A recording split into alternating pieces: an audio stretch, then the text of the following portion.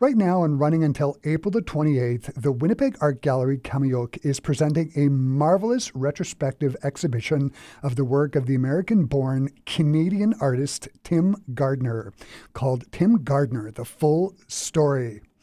Working primarily in watercolors, oils, and pastels, Tim Gardner draws inspiration from a variety of sources: nature, urban scenery, the mundaneness of everyday life, masculinity, and the idea of being alone in vast open spaces are just some of the subject matter that Gardner takes creative energy from. What makes Gardner truly a remarkable artist is that his paintings capture the essence of what he is trying to convey and communicate in a hyper-realistic way. So realistic that you get a sense when looking at his paintings that one bad brushstroke could ruin the entire piece. But more than that, Gardner's paintings offer a real sense of warmth and comfort to the viewer that is really very special. Stephen Borys is WAG Qaumajuq's director and CEO. He is also the curator of the exhibit, Tim Gardner, The Full Story, and he has joined me here in our Classic 107 studios to talk about Tim Gardner and his work and the exhibit. Hey, Stephen, nice to have you here. Hey, it's great to be here. That was an amazing introduction. You've just covered it all. It's such amazing art. When I was doing the research for the interview, I really fell into a rabbit hole and just was transfixed with his art. His stuff is amazing.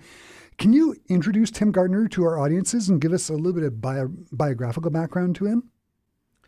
Well, you talked about Tim. He grew up, actually, he was born in Sioux City, Iowa. Then the family moved to Ontario. He was in Waterloo. And then his father took an appointment at University of Manitoba. And he moved here in grade 12. So he went to Fort Richmond Collegiate, went to U of M, then he went to Columbia, did his MFA in fine art, sold out his first show. A few decades later, he's back at the WAG. Yeah. And if you were to pick up any photo album at home, that's kind of Tim Gardner. Yeah. That's a perfect description. And he's living in Red Deer now, right? Yes. Red Deer, Alberta. When did you first become aware of his work, and how long have you been wanting to do an exhibit of his work? Well, a few years ago, I was actually giving a talk in Reykjavik, Iceland, and I'm at a dinner after, and I'm sitting next to this man, and his name happens to be Jim Gardner. And I know he's from Canada. I said, and I knew he was from an art background. I said, "You don't happen to be Tim's father?" "Well, yeah." And we did a show of Carl Funk's work a few years ago, and I've always wanted to follow with Tim. They were classmates at U of M and Columbia, and they both paint highly realistic, recognizable things and objects and people. So it was a nice tie-in. Mm-hmm. The exhibit consists of more than 130 of his works. Where did it all come from? Like, how did you gather the collection together? The works are literally coming from across North America. So we borrowed works from major museums and galleries, National Gallery of Canada, Montreal, Vancouver, Victoria, the Whitney Museum in New York. But a lot of key works came from private collections across the country and United States. And that was the most difficult to gather those works. Mm-hmm. But we wanted to get the best things to really give a survey of Tim's work over 30 years. So when it came to private collections, how did you track, were you aware of the piece and you knew exactly what private collection it was in? Like, how did that work? There was a lot of works, we didn't know where they were, but thanks to Tim's two major art dealers, there's Monty Clark in Vancouver and there's Gallery 303 in New York.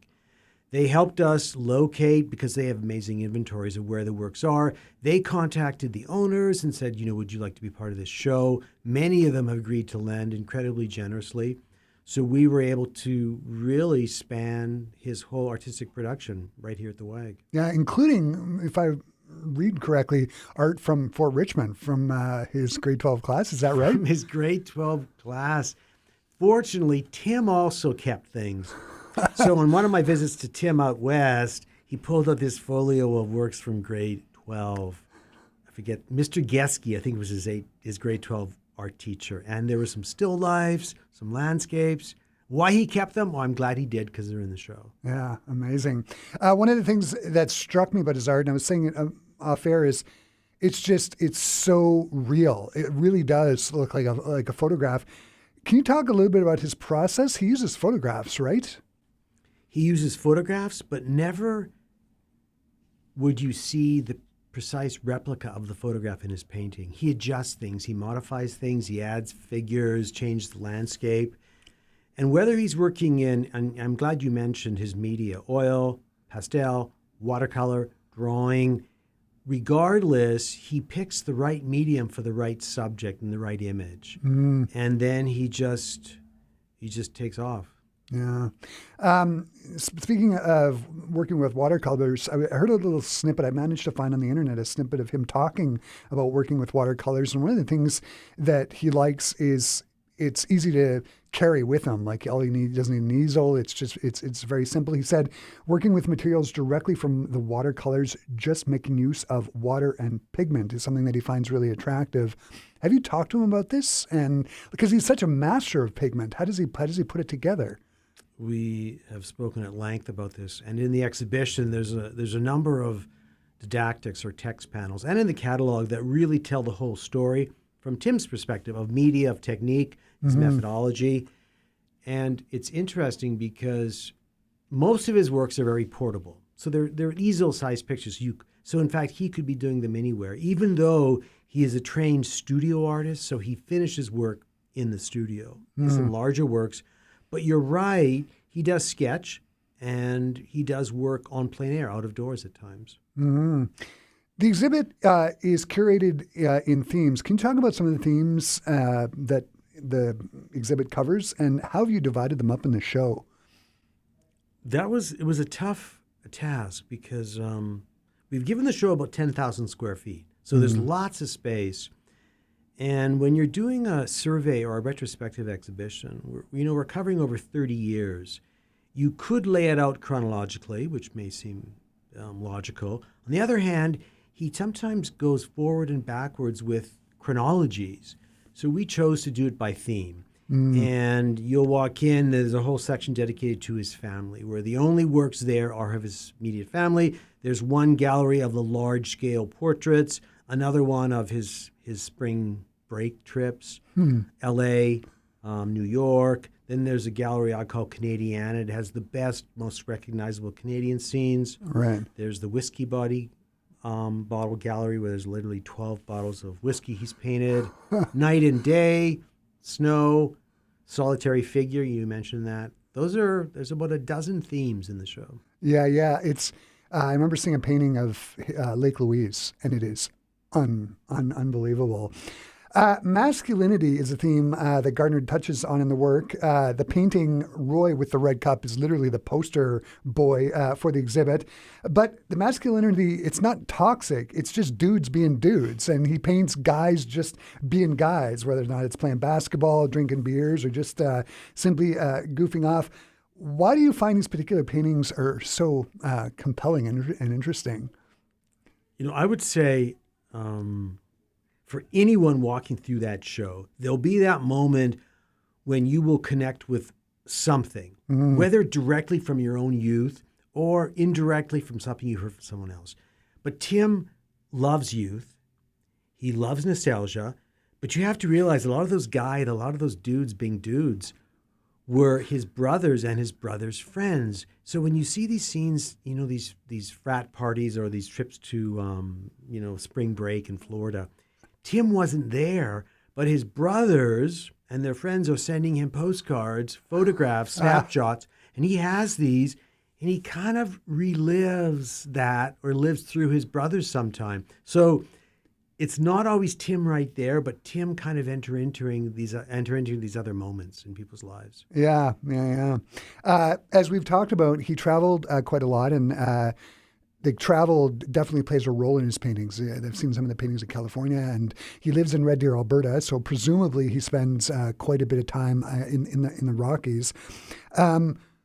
So do you just think that it's just him living life? Do you think that's why it's so important for him to portray his travels in his work?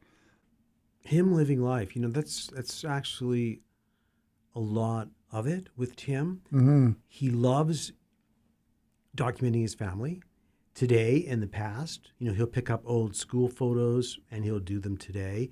He loves connecting with his immediate circle. and how he does that. And he talks about when he's working on a pastel, large-scale pastel of, say, a guy, and it's his brother's friend, and the work takes him a couple weeks.